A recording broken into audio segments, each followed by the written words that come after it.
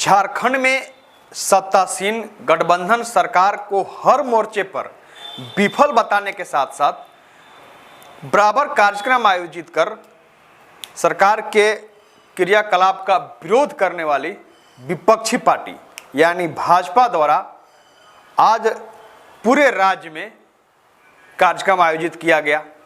गढ़वा में भी मानव श्रृंखला बनाने के साथ साथ प्रखंड कार्यालय परिसर में एक कार्यक्रम आयोजित किया गया, जहां पर पार्टी नेताओं द्वारा सरकार को एक बार फिर से हर मोर्चे पर विफल बताने के साथ साथ उसके कार्यों को पूरी तरह से गलत बताया गया। साथ ही नेताओं द्वारा क्या कहा गया, आइए आपको इस खबर के जरिए बताते हैं। हेमंत सरकार के एक साल बेकार के, कुछ नहीं हो रहा है, पूरा हर वादा रह रहा है अधूरा। हेमंत सरकार हाय है, ऐसे कई लिखित नारों की तख्ती लिए प्रखंड कार्यालय परिसर में बैठे गढ़वा के भाजपाई हैं, जो संगठन के निर्देशानुसार मानव श्रृंखला बनाने के साथ साथ अब यहाँ कार्यक्रम में शिरकत कर रहे हैं। उक्त कार्यक्रम में मुख्य रूप से मौजूद पूर्व भाजपा विधायक सत्येंद्र नाथ तिवारी ने कहा कि वर्तमान सरकार के गलत कार्यों के कारण सभी जगह अराजक स्थिति बनी हुई है। उसमें भी अगर बात हम गढ़वा की करें तो यहाँ का विषम हालात गिनीज बुक में दर्ज होने लायक है। पिछले दिनों रंका के पूर्व डीएसपी द्वारा मंत्री आवास पर देर रात हंगामा किए जाने पर बोलते हुए पूर्व विधायक ने कहा कि 2 साल का पैसा देकर आए डीएसपी को जब हटाया गया तो वो बिफर गए और उनके द्वारा अपना पैसा मांगा जाने लगा। ऐसी स्थिति इस राज्य में बनी हुई है। कहा कि गढ़वा में बालू का गोरख धंधा चल रहा है, जिसमें सत्ताधारी पार्टी को उस बालू उठाव का परसेंटेज बतौर 10,000 मिलता है। अभी जब बालू उठाने में परेशानी हुई तो उसमें से 2,000 कम कर दिया गया। नतीजा हुआ कि सरकार नाराज हुई और बालू गाड़ी को जब्त करा दिया गया। देखिए, लोकतंत्र में जो अधिकार मिला है उसी का उपयोग कर रहे हैं पूरे विपक्ष के लोग, भारतीय जनता पार्टी के लोग, एनडीए के लोग। राज्य के सभी जिला मुख्यालयों पर इस तरीक़ा से मानव श्रृंखला बनाकर और प्रखंड मुख्यालय प्रखंड पदाधिकारी के माध्यम से हम गवर्नर तक अपनी एक मांग पत्र को भी सौंपेंगे, भेजेंगे। पूरे राज्य में अराजक की स्थिति है। अब गढ़वा में तो बद से बदतर स्थिति है। गढ़वा के अगर आप चर्चा करिएगा, गढ़वा के परिप्रेक्ष्य में आप देखिएगा तो यहाँ तो कुछ ऐसा अनहोनी हो रहा है जी, हमें लगता है कि इतिहास के पन्नों में दर्ज होगा, एक गिनीज बुक में ये सब चीज़ जाने वाला है। अभी कुछ दिन पहले आपने सुना होगा कि रंका के ट्रांसफर डीएसपी ने मंत्री के घर पर कातिलाना हमला किया। अखबार भी इसको काफ़ी सुर्खियों में छपा भी था। हम लोग जानने का प्रयास किए कि भाई आखिर डीएसपी ने इतना बड़ा दुस्साहस कैसे किया कि 1 बजे रात में जाकर के मंत्री के घर पर हमला करता है 40 ठो अपराधी के साथ। तो पता चला कि कई लोगों ने दबे जुबान ही सही ये बात कहा कि भाई डीएसपी साहब अपना पोस्टिंग कराए थे 24 महीना के लिए। अब प्रीपेड सिस्टम है इस सरकार में, जितनी चाबी भरी राम ने उतना चले खिलौना। 24 महीना के लिए बेचारा पूरा रकम दे करके अपना पोस्टिंग कराए थे, डीएसपी बने थे रंका में। 3 महीना के अंदर ही उनको हटा दिया गया।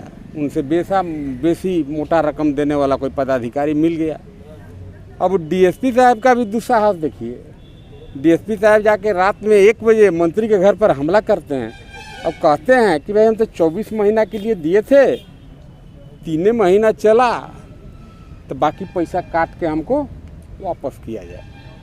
ये आप लोग को भी पता होगा। तो इस तरह का काफ़ी अनहोनी हो रहा है। अभी कल के अखबार में मैं पढ़ा कि गढ़वा जिला प्रशासनिक पदाधिकारियों ने 11 लोडेड ट्रक को पकड़ लिया, बालू से लदा हुआ ट्रक। ये सब बात देखिए, इसलिए हम कह रहे हैं प्रत्येक दिन यहाँ से सैकड़ों गाड़ी अवैध बालू का यहाँ पर गोरख धंधा हो रहा है। और दबे जबान ही सही एक व्यक्ति ने कहा कि भाई जेएमएम को प्रत्येक ट्रिप में से 10,000 रुपया मिलता था, लेकिन अभी बालू निकालने में थोड़ा ज़्यादा पैसा खर्चा हो रहा है, इसलिए जेएमएम के ही अकाउंट में से ये लोग 2,000 रुपया कम कर दिया। 8,000 रुपये ट्रिप लगे देने। क्या करिएगा, सरकार नाराज हो गया। प्रशासनिक पदाधिकारी को आदेश दिया कि गाड़ी पकड़ लो। ताकि उनका जो 10,000 रुपया एक ट्रिप में है उसमें कोई कटौती या खलल न हो। आप लोग देखे होंगे कल परसों 2 दिन बड़ी गाड़ी पकड़ाया, काफ़ी यहाँ पर अराजक की स्थिति है। कुछ ज़्यादा कहना नहीं, आप भी ज़्यादा समझते हैं, आप प्रेस मीडिया के लोग भी चीज़ों को देख करके समझते ही होंगे। कुछ ज़्यादा नहीं कहना है। वैसे तो पूरे राज्य के परिप्रेक्ष्य में आप देखिएगा तो आज काफ़ी स्थिति बद से बदतर है। राज्य के जो मुखिया हैं हेमंत सोरेन जी आज पब्लिक मीटिंग करने की स्थिति में नहीं हैं। पब्लिक के बीच अगर वो जाएंगे तो उनको काफ़ी प्रोटेक्शन के साथ जाना होगा, क्योंकि लोगों में काफ़ी उबाल है। पढ़े लिखे युवा नौजवान उनमें काफ़ी उबाल है। खास करके गढ़वा पलामू के नियोजन के संबंधित आपने खुद देखा, अभी हिंदी ही हटा दिया, मगही भाषा को हटा दिया। और विडम्बना देखिए, घड़ियाली आंसू यहाँ का भी जनप्रतिनिधि जो मंत्री है वो भी आंसू बहाता है। कहता है कि मैंने भी मुख्यमंत्री को पत्र लिख दिया कि भाई मगही को और हिंदी को इसमें जोड़ा जाए। दुखद बात है, ये पब्लिक है, सब जानती है। पब्लिक को पता है कि कैबिनेट में ये मैटर आया कि भाई हिंदी मगही इसको इससे विलोपित किया जाए, ताकि हिंदी पढ़े हुए छात्र, मगही जानने वाले छात्र को नौकरी में बैठ कर के इंटरव्यू देने का ही नौबत ना आए। और खैर उस पर तो ज़्यादा और क्या कहना है, आप खुद भी देखे होंगे। यहाँ के जो जनप्रतिनिधि जीते जाकर के वहाँ शपथ लिए मैथिली में, तो उन्होंने तो पहले ही बॉल पर छक्का मारा है। उन्होंने बताने का काम किया है कि हम गढ़वा पलामू के लोग को यूज करेंगे। बाकी अल्टीमेटली मेरा मकसद दूसरे राज्य के लोगों का यहाँ पर कैसे नियोजन मिले, कुड़ू फलना अलग अलग भाषा जानने वाले को नौकरी मिले, यहाँ के लोगों का हकमारी हो, इसी के लिए काम कर रहे हैं। उधर एससी मोर्चा के राष्ट्रीय कार्य समिति सदस्य जवाहर पासवान ने कहा कि वह सरकार बेचने वाली है, क्योंकि जैसा बांस बसौरा वैसा ही सूप दौरा। उनके कहने का मतलब रहा कि कांग्रेस के साथ मिलकर पूर्व में भी और अब भी राज्य को बेचा जा रहा है।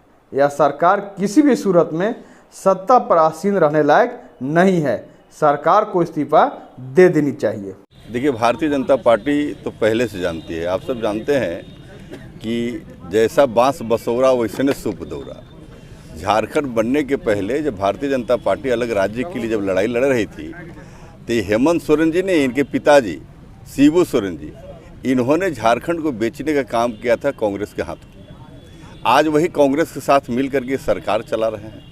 तो उस दिन तो अलग राज्य के मुद्दा पर इन्होंने पैसा लेकर के झारखंड को बेचा था, और आज सत्ता में आ गए हैं तो पूरे झारखंड को बेच रहे हैं और यहाँ की जनता के साथ जो है अन्याय कर रहे हैं। उन्होंने जो चुनाव में वादा किए थे, तो बेरोजगारों को हम बेरोजगारी भत्ता देंगे, महिलाओं को सम्मान देंगे, दलित आदिवासी को हम उचित हक देंगे, लेकिन ये सब केवल उनका कहावत रह गया, कोई पूरा नहीं किया। इसलिए भारतीय जनता पार्टी ये धरना के माध्यम से सरकार को आगाह कर रही है कि यहाँ पर जो विधि व्यवस्था है, यहाँ पर जो कानून व्यवस्था ध्वस्त हो चुके हैं, यहाँ पर लोगों को, जो चाहे वो जज हों, वकील हों, पुलिस पदाधिकारी हों, ये लोग जब सुरक्षित नहीं है तो आम जनता क्या हो सकता है।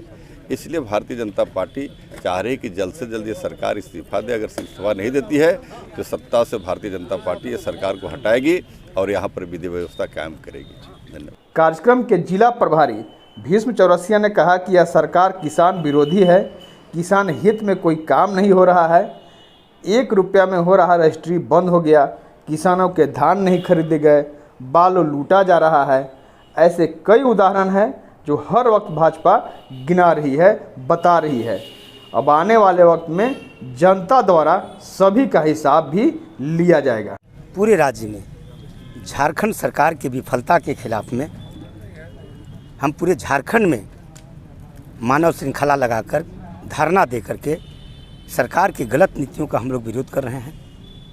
आप जानते हैं आज किसानों की स्थिति क्या है। जब से यूपीए की सरकार बनी, झामुमो की सरकार बनी, मुख्यमंत्री आशीर्वाद योजना, किसानों की ये सरकार 5,000 रुपये प्रति एकड़ भारतीय जनता पार्टी की सरकार दे रही थी। जब इनकी सरकार बनी ये गायब हो गया। यानी ये सरकार जो है किसान विरोधी सरकार है। महिलाओं को 1 रुपये में रजिस्ट्री होता था, आज भी इन्होंने बंद करने का काम किया। चारों तरफ लूट मचा हुआ है, बालू का लूट, कोयला के लूट, भ्रष्टाचार का आलम है। आज तक इनकी सरकार बनी है, कहीं नहीं देखे होंगे कहीं 10 किलोमीटर सड़क का शिलान्यास हो गया, कहीं काम हो रहा है। पूरे कार्य ठप है। केवल इनका पोस्टिंग और ट्रांसफ़र, इनका काम बच गया, धंधा बच गया है। इसलिए इनकी सारी गलत नीतियों के खिलाफ में भारतीय जनता पार्टी पूरे प्रदेश में आंदोलन कर रही है। और ये भारतीय जनता पार्टी के लोग बैठने वाले नहीं हैं। हम आंदोलन के माध्यम से सरकार को उखाड़ फेंकेंगे। लगातार हर तरह से, हर तरीके से कार्यक्रम आयोजित कर विरोध कर रही विपक्षी पार्टी यानी भाजपा का अब अगला रुख क्या होगा, इस पर हमारी भी नज़र बनी रहेगी।